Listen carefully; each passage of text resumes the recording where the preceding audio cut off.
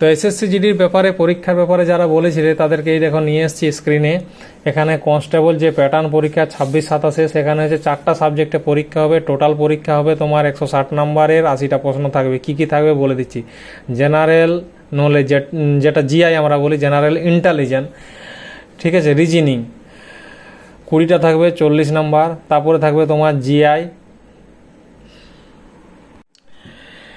SSC GD অনেকে আমাকে বলেছিল, দাদা পরীক্ষার ব্যাপারটা নিয়ে একটুকু আমাদেরকে বুঝিয়ে বলে দাও। তো পরীক্ষার ব্যাপার, তারপরে ফিজিক্যালের ব্যাপার, তারপরে মেডিকেলের ব্যাপার নিয়ে বুঝিয়ে বলে দাও।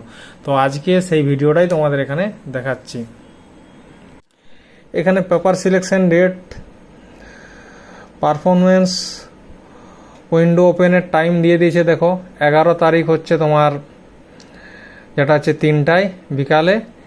এরপর হচ্ছে 15 তারিখ হচ্ছে 5টায় ক্লোজ হচ্ছে।